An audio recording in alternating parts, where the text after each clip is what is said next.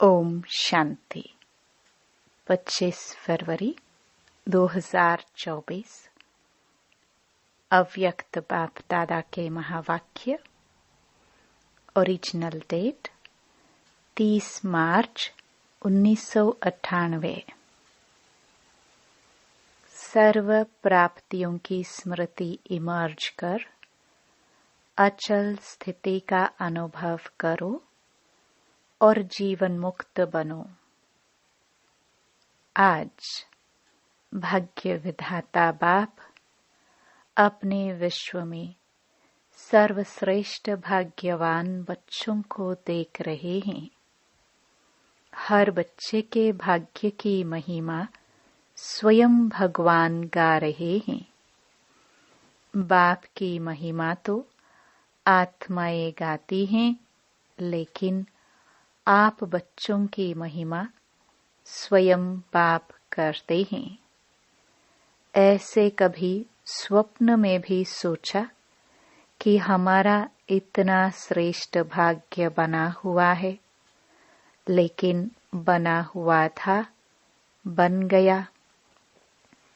दुनिया के लोग कहते हैं भगवान ने हमको रचा, लेकिन न भगवान का पता है, न रचना का पता है।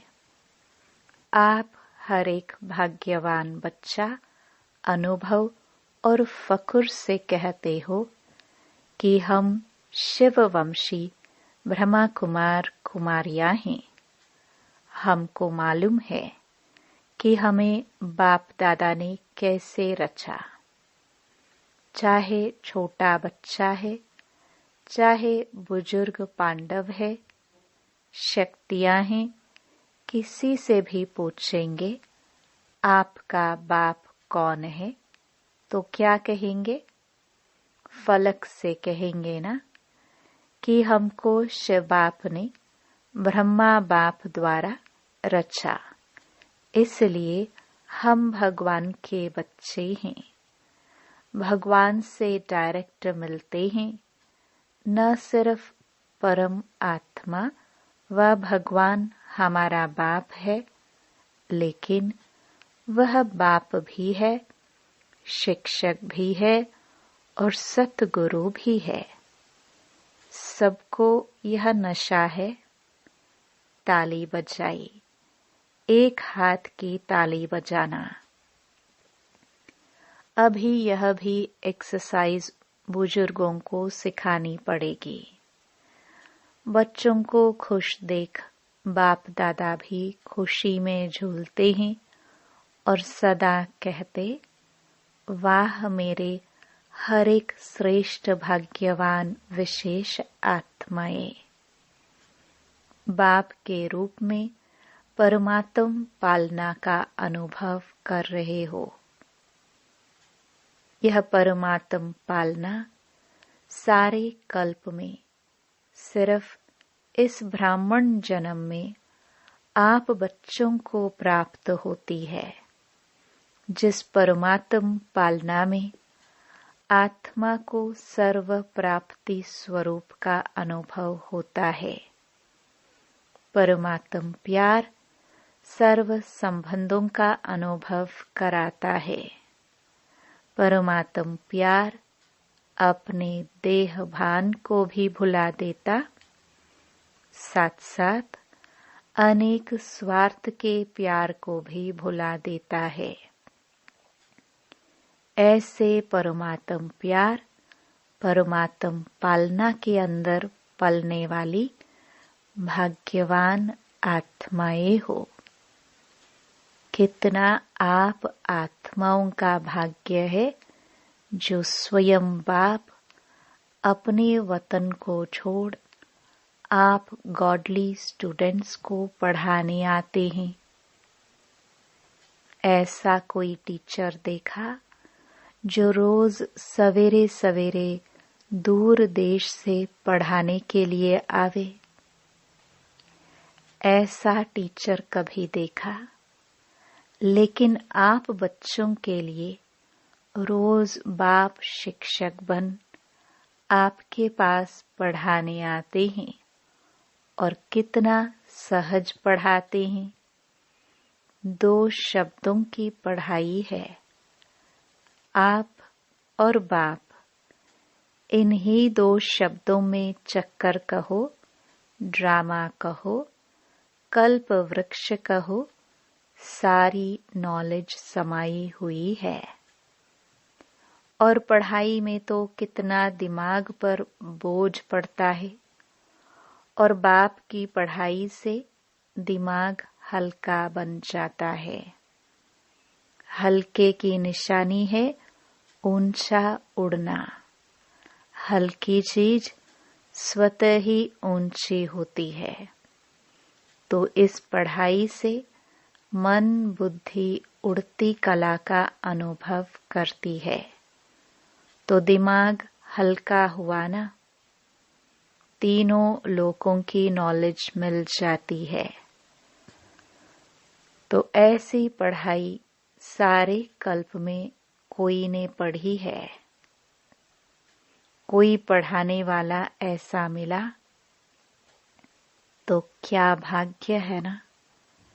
फिर सद्गुरु द्वारा श्रीमत ऐसी मिलती है जो सदा के लिए क्या करूं, कैसे चलूं, ऐसे करूं या नहीं करूं, क्या होगा, ये सब क्वेश्चन समाप्त हो जाते हैं। क्या करूं, कैसे करूं, ऐसे करूं या वैसे करूं, इन सब क्वेश्चंस का एक शब्द में जवाब है फॉलो फादर। साकार कर्म में ब्रह्मा बाप को फॉलो करो। निराकारी स्थिति में अशरीरी बनने में शिव बाप को फॉलो करो।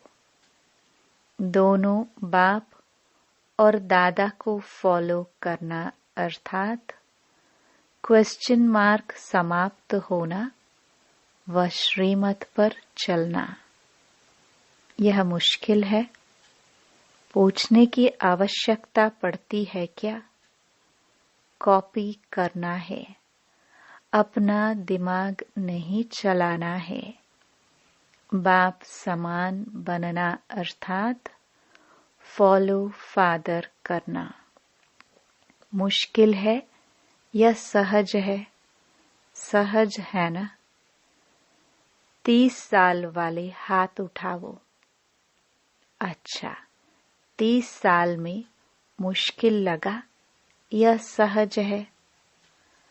अभी देखो, 30 साल वालों को भी सहज लगा, तो आप जो पीछे पीछे आए उन्हों के लिए मुश्किल है या सहज है? सहज है ना। गर्मी के कारण सभी के हाथों में रंग बिरंगी पंखे हैं जो हिला रहे हैं। अच्छा है। पंखों की रिमझिम भी अच्छी लग रही है। सीन अच्छी है। नवीनता होनी चाहिए ना।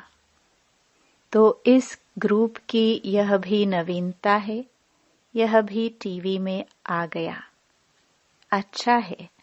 सभी भाग भाग कर पहुंच गए हैं।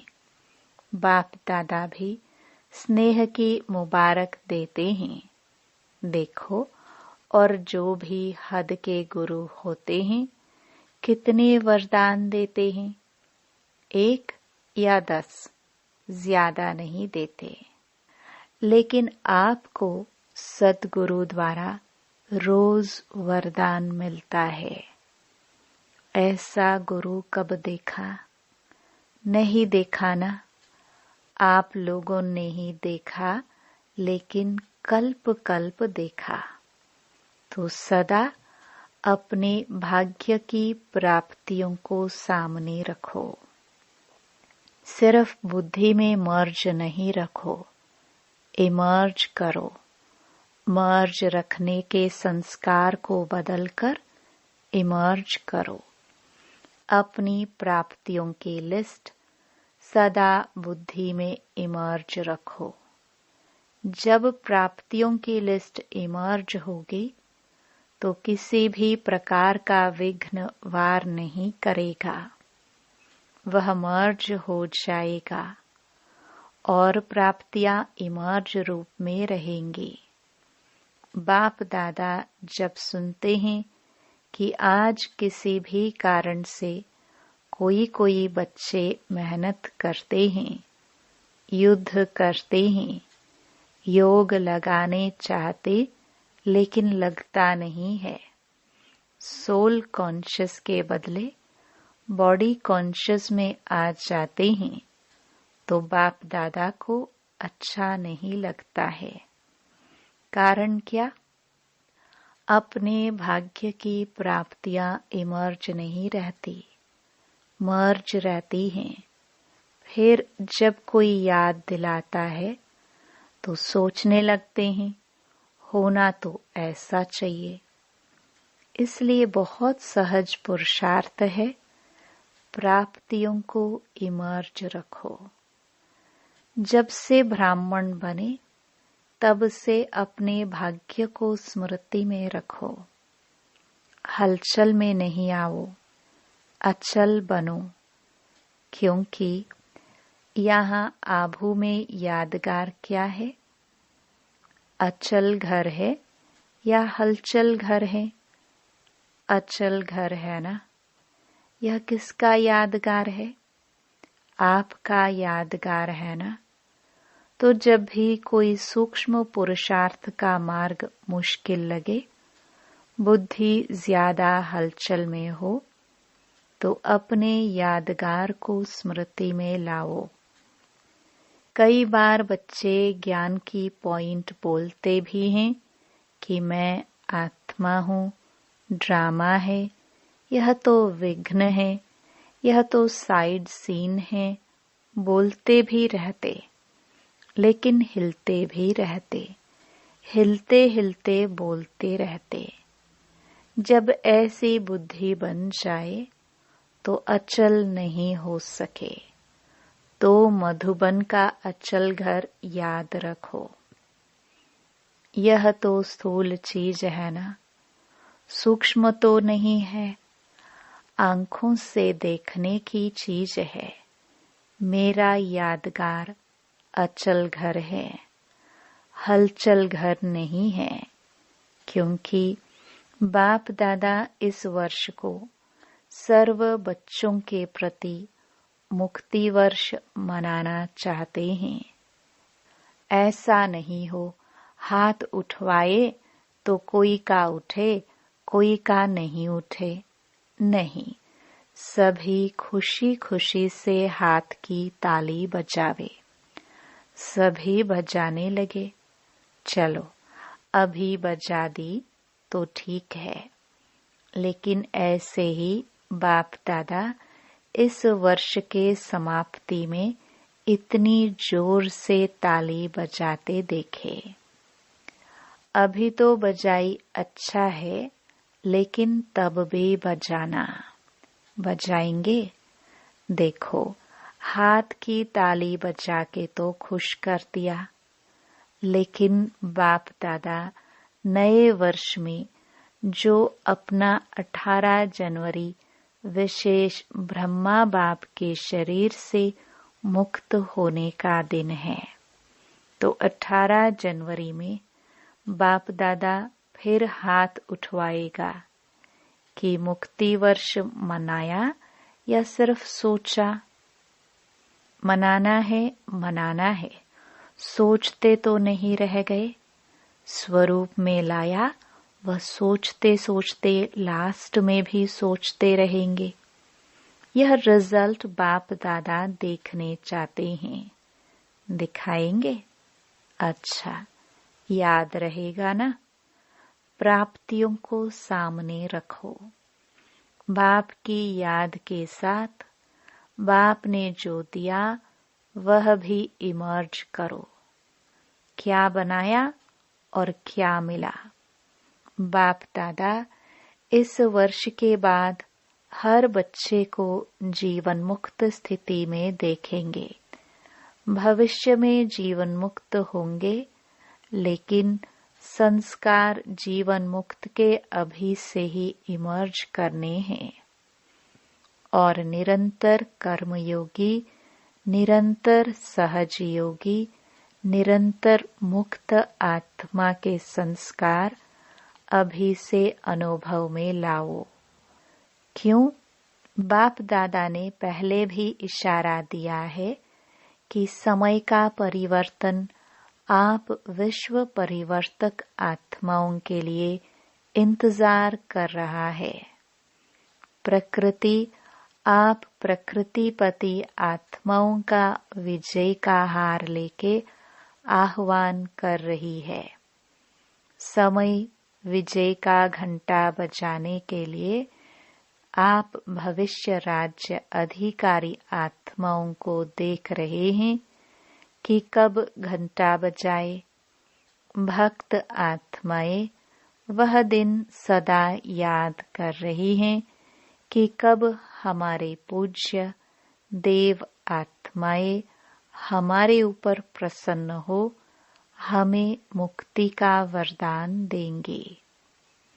दुखी आत्माएं पुकार रही हैं कि कब दुख हरता सुख करता आत्माएं प्रत्यक्ष होंगी।